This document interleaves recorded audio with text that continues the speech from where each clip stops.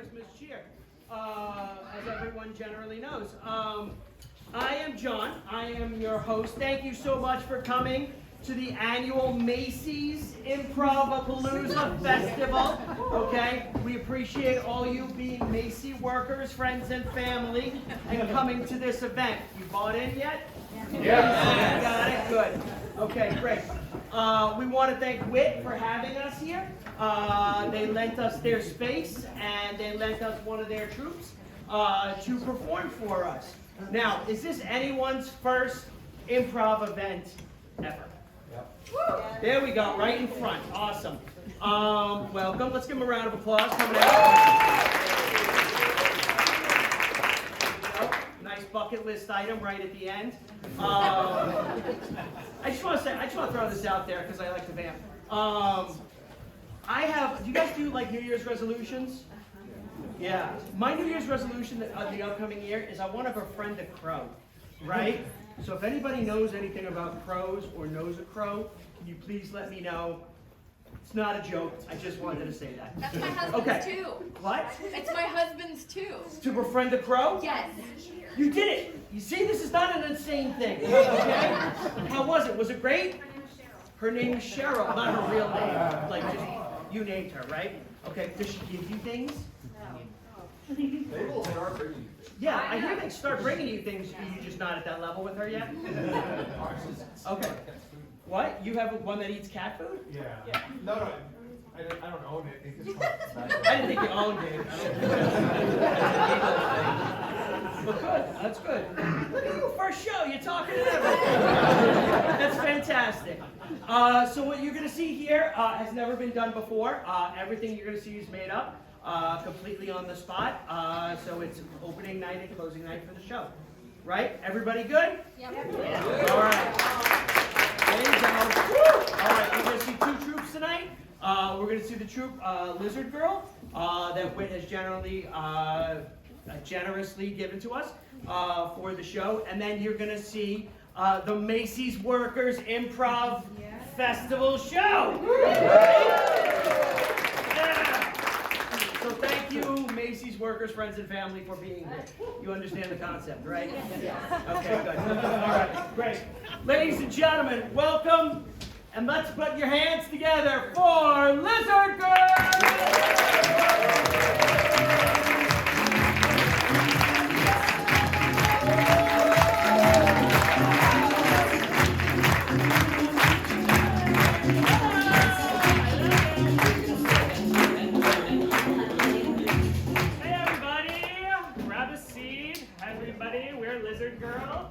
Thanks for coming out tonight. We are going to do our book club show for you.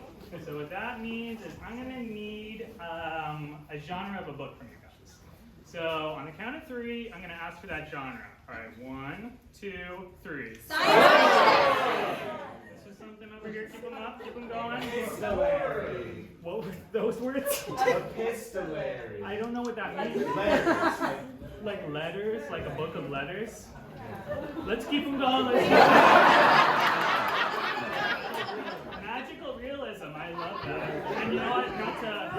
I got some magical realism, but I also need something else. I got magical realism. Thank you. If I could get the title of this book, of this magical realism book.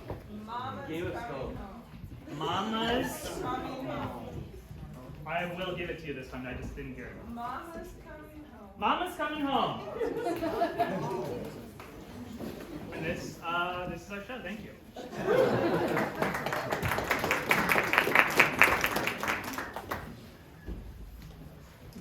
Once upon a time, long, long time ago, maybe it was a long time ago, but it was definitely a long time ago, there lived a little boy. He wasn't that little, he was actually about 15, 16 years old, teenage, if you will, pubescent. It was definitely, a northern Michigan sort of situation. Cold and snowy, but not too snowy. And quite magical.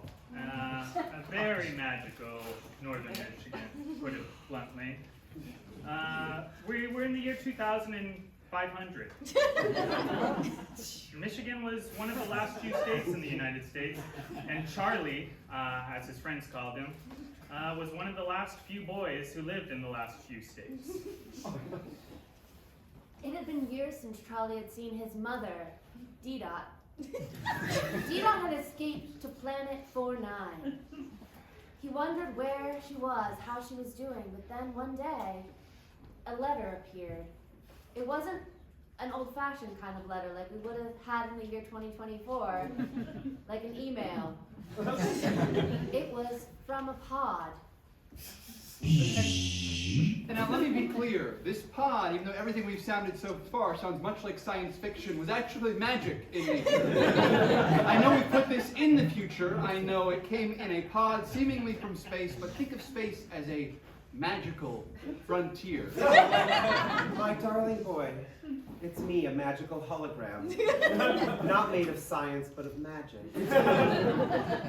Mom, Sweet boy. can you hear me, or is this just kind of like a one-way thing?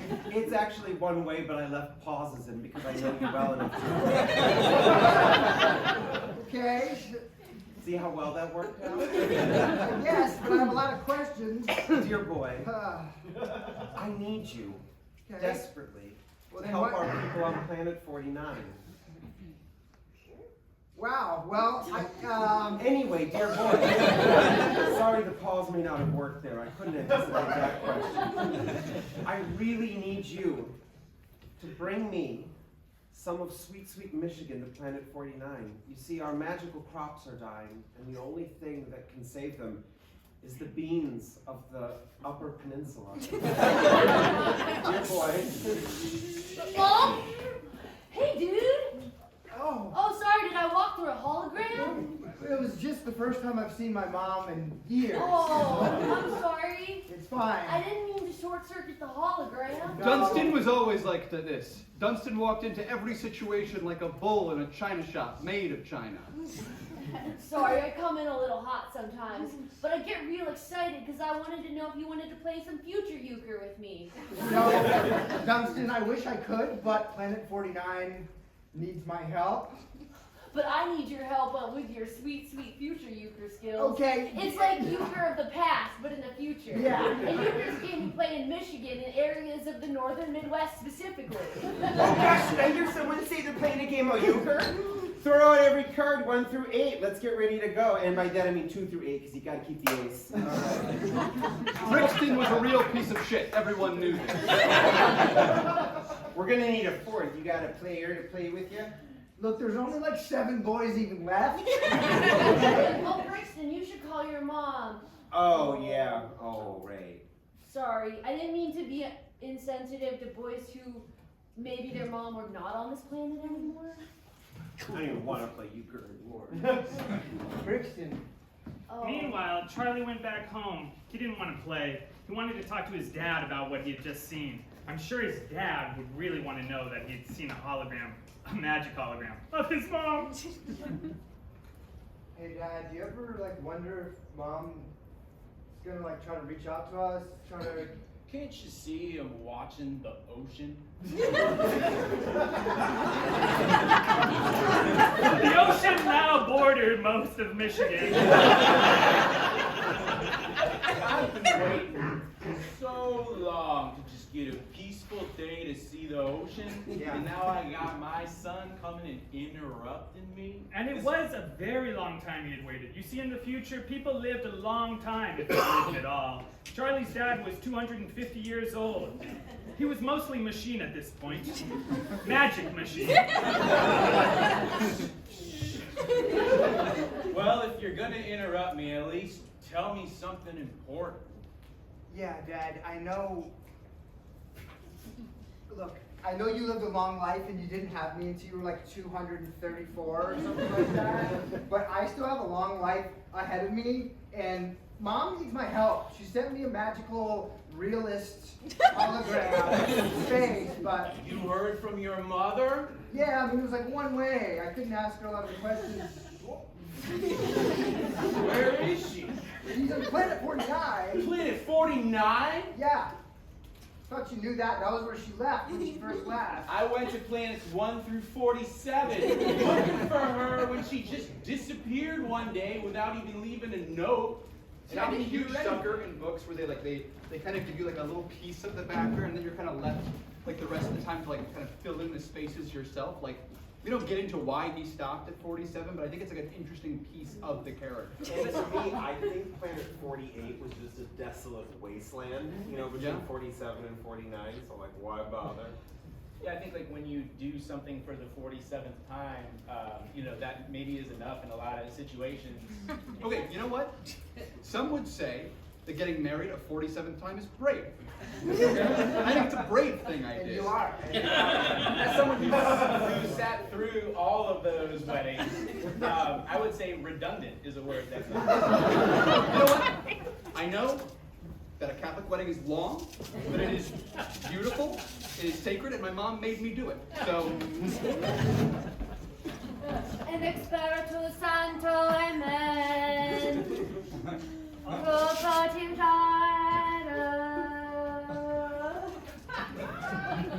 all right, Cousin Susie, you'll get that one of these times. I just want to thank everyone for being here again. I wanna just reassure you all that this time I think it's gonna stick. Just us two. Just us two. Are you marrying someone this time? Because no one else is here. She's gotta be here. She's gotta be here. I promise. I So promise. sorry I'm late. Oh my gosh. Hey. This is Gabriella. Nice to meet you. Sorry. You're beautiful, by the way. Yeah. Clark, no. Clark, no. Clark, no. We're not having another wedding 7. This is probably better to get this out of the way Oh, now. Gabriella, this is the Clark. This is the way It's you not shook your because of hand. your cousin at all. It's just I got a new job opportunity, and I'd rather move by myself just to get a fresh start. Like you'd start there. Like you'd go there. You'd start there. Start and a then, new life. I'm sorry. We're supposed to kneel now. So you No, know. I'm not. Hail Mary, full of grace. You are blessed. So I just think it's I'm putting myself You know back what? out 48 there. is gonna be the one. Thank you for 48 saying is gonna that. be the one for you, man. That's really nice. You know what I was thinking as I was reading it was like, why would his dad want to live so long? It sounds like this world isn't very, like, there's not a lot there. There's like 7 boys. And Okay, but like if you were in Margaritaville retirement home, Michigan, like wouldn't you want to live forever too? I feel like no. Margaritaville's in Michigan in the future because it's on the ocean. I know, but 250 years, and it sounds like he can't even go in the water because of all of his, electronics. No, but it is magic. Okay. It is magic that is doing it. And see, that's where the beans, because space isn't magic as you know, it's real. I don't think it actually is. But this is like a weird take on Dune. Like it was like magical because of a machine issue, and now. Oh, and then like, his everything- mom is like part of this like coven of witches. Yeah, she's like Benny Gesserit. Okay. Every book club, we cannot assume that everyone has read Dune. We still haven't read Dune. I haven't read Dune. Don't spoil Dune. You were too busy getting married 47 times. One of them was probably Benny Gesserit. Is that a Dune reference? Charlie wound up on the Upper Peninsula, hiking through the bean fields, looking for the magical ones that he needed to bring his mother on planet 49. Excuse me. Yes, yeah, Oh. One of the 7. yes. Are these your beans, sir? Well, they were, but if you and the rest of the 7 need them, so please. It's actually not for the other boys. It's Bean farmers in northern Michigan are notoriously very religious, and any time that they see any type of magical creature, they immediately begin to worship it. oh, I'm just a regular boy. Don't worry. When there's only 7 boys, no boy is truly regular. It's nothing. Grinchbell, one of the boys is Evil here. Schmidt. Grinchbell and Jeeblesmith have spent a lot of time alone together on the bean farm. They come up with a lot of crazy magical ideas about different types of theories about what is magical and what their beans can really do. Grinchbell, one is finally here, and perhaps he can save us. What of the 7? Well, I don't know if I can save you guys right away, because I need to save my mom on planet 49, and then I'll come back. Suddenly, one of the beans in the young boy's hands started to sprout. The father! Oh, shit! Oh my gosh! This is really magic! As it is written! As it is foretold. Green sprouted high. It was soaring. It was going up into the sky, up into the I clouds. brought tidings! It was getting thick. It was getting enormous, like in one of those old skyscrapers that used to exist on the planet. Michigan blueberries! Wait, Detroit style pizza! I don't have any specifics for you, but I do think perhaps we can solve your problem and you could help us at the same time. Okay. What's your idea? Well, you grew a beanstalk out of your hand that seems to have gone to space. So, good start, a magical start. Very magical. Yes, a magical way to space. But That realist. is not science, it's magic. No, it's real, but it's happening. It's happening right now. So Yeah. it could be confused by science. Well, But it is Confused magic. with science, not by science. Chrisabel, please. look, I'm really sorry, but The voice came from the way above. wait, did you say try me or tie me? I paused because I know you Was would that- ask a question. Was that the Bean Jesuit voice? The voice of the Bean Jesuit?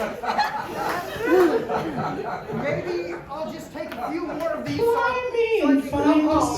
spice. Okay, I'm trying to say, you have a being deity talking to you. I don't know what you're taking a Oh, bunch wait, of- wait, Just saying, have you read Dune? No, I haven't Charlie climbed and climbed and climbed to get away from any Dune reference. And finally, he found himself at the top of the beanstalk in space and found a vessel and a person. Hello? Oh, shit. Oh, okay. Oh, somehow I can breathe up here still. It's freezing though. Charlie, Yeah, that's me. you've made it. To where? To where, he says. One of the seven. One of my beautiful seven. Yeah. Are you my mom? Charlie looked upon the nudest man he'd ever seen. Nude from head to foot and not a hair upon his body. I've been watching you since you were just one of the three. Since you were just a little boy out there in New Michigan. Sir, I'm sorry. I know you can just float in space, but is it okay if I come aboard? My legs are starting to get tired from holding on to this bean. Oh yeah, please thing. come aboard. Take off your clothes.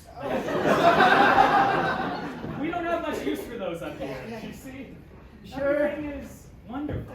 Everything is perfect here. A great wind came immediately and flew his clothes away. They were gone for good. I do feel better, like magical somehow. Like just my real self. I was really wondering where it was going when I got to this point when I was reading the book. Like I feel as if the beanstalk produced some sort of a spacecraft, as it were, maybe some sort of trans-dimensional beam to get him to Planet 49. So I think the farmer just agreed to the Jesuit thing because he didn't want to look dumb. And then the other farmer kind of laying into him a little bit to really lay down on that Dune thing seemed inherently mean to me. Well, as the female voice in this book club, I would have to. Oh yeah. Take a roll call. Oh, there's a lot of boys tonight. Why doesn't anyone ever realize that I'm the only girl? No, that's not the I feel one. like that's the whole It's point. not important. We stopped you from talking also, so maybe you should just say what you were gonna say. Okay, well, I was just saying that you know, that's Wait, are you the point accusing me of getting voice. I'm not interrupting. I'm just She used the voice. All I'm saying is that I think that it was a smart reference because it was all about, you know, giving Charlie's mom a voice, giving Charlie a voice. Yeah. I don't even know where I'm going with this, but I like the fact that y'all are listening to me. Do you just have anything else you want to say on your mind? Yeah, I'd love about you to the say group it. in general. Good. And your feelings, about the rest Yeah. of us. So I like this power dynamic, so I'm just gonna keep it. Okay. Okay, but I felt like he was, I know I'm spiritual and you guys are all atheists, but I thought he was meeting God. I thought this was very clearly a reference that he was meeting the Creator. Because he was naked. Oh, like Adam got naked. Well, I mean, I don't think Adam got naked. I think Adam was naked. Adam wasn't like, all right. I mean, I kind of didn't like that, to be clear. That wasn't like why I thought it was God. I let me pictured explain God to them fully for you. clothed. Okay, Yeah. so the thing is that Adam is born naked, and then he eats from the tree of knowledge, and then he realizes that they're naked. Wait. Remember when you told me that because you're so religious? Adam never had like a blanket or something? Like, I feel like it's a very cold first couple of years. Wearing a blanket isn't not being naked. You can be naked under a blanket. No, I got it, but like there was no blanket in the shit yet. I just think they had to do weather. Yeah, I think it was yeah, the temperature was nice. Right? I'm sorry, right? Yeah, okay, we get it. Yeah. Oh, no, okay. It was the Garden of Eden, paradise. That makes sense. See, but this is when I started to get worried, like, is he really gonna have time to get back and save the weird older farmer people as well, and save the mom? It seems like there's too much pressure on the one guy. We should probably get back to the book then. Okay, so as he toured this cloud heaven with this nameless, naked being of pure sexual light, they found that the world, the universe was much smaller than we'd ever realized. See down there, that's your father on the ocean. Oh yeah, I can see his mechanical legs. He's getting a little close, right? Yeah, he might get electrocuted. Planets 1, 2, 3, 4, all the way through 47 were illuminated to him. He saw which were going on, all the things that were going on in each of the planets. Oh gosh, this is terrible. Yeah, the planets aren't gonna make it. Whoa. Well, except for maybe 49. Yeah, that's where my mom is. I hope so. But I have to let you know something. Okay. I don't know if Earth is gonna make it. All right. Well, there's only like 7 boys left. My dad and a couple older farmers. That's about it. So that's not too much of a loss, It's, right? honestly, as long as we could relocate. I wanted to give you my ship to make it to 49. You were always my favorite boy, and since I'm going to be smiting this planet, I just wanted to save you before it was all over.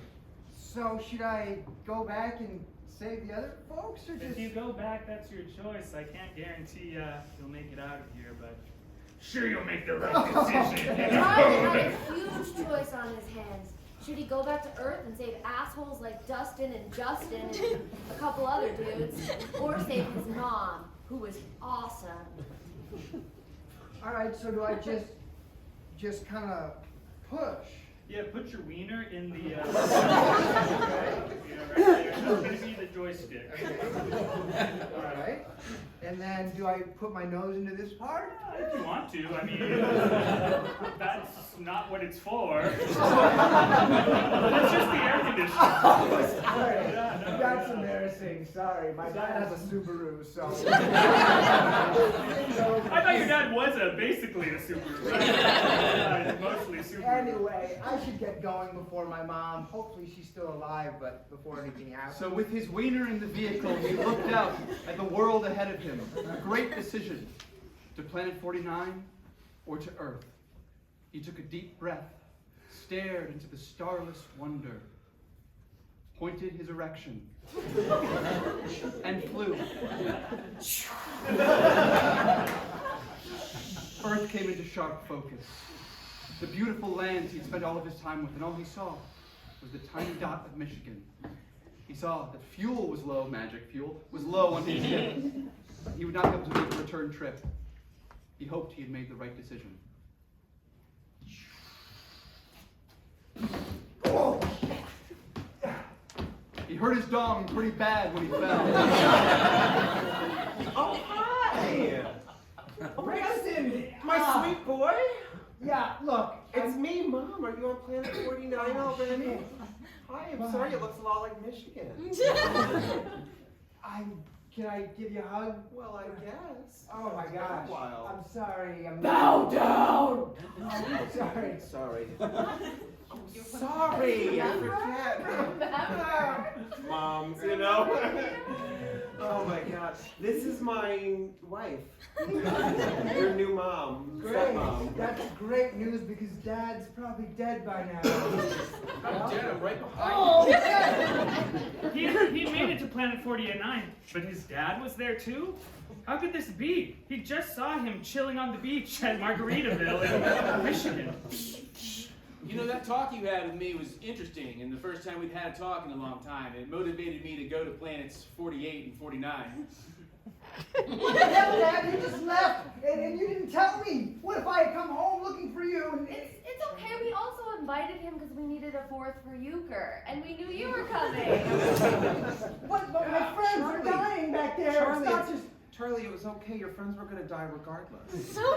But now it's much, much sooner. Not really. You only had about 33 minutes left on that planet. Welcome to 49. Oh, okay. This is the mistress of Planet 49. She runs things. And I missed your father, so I teleported him here using future magic. Teleport? Wait a minute. He still had time to get back to Earth and save his friends if teleport existed. You want to try to spend your last, perhaps, seconds saving Earth? Or would you rather stay here and play euchre with the lesbian Jezereth? I could do both. Like I could get into the next game of euchre and then also save Earth and then go back. No, back. it's a decision you're gonna have to make. Stay here on this paradise of climate stability. Or go back to Earth and just take this magical spice. What's this one?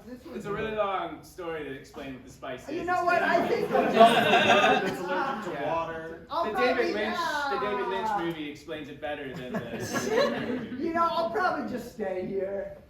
Because I don't understand the spice, really, what I'm supposed to do with it. That's fine. And you know, the friends, they were more friends of necessity because there's not enough people. So when you think we're not that close, you know, I'll just stay. Okay, well, it's good to see you. Right upon deciding to stay, a low rumble crept in the ground beneath him. The earth shook and shook and shook. The lesbian residents of the planet knew it could only be the sandworm. Oh no. Oh, okay, what does this mean? sandworm. Okay, what's he do? Well, it's a long story. Okay, yeah, like a few seconds. Just take some spice and go. Yeah. I can do the voice again. I'll go. Go! He teleported.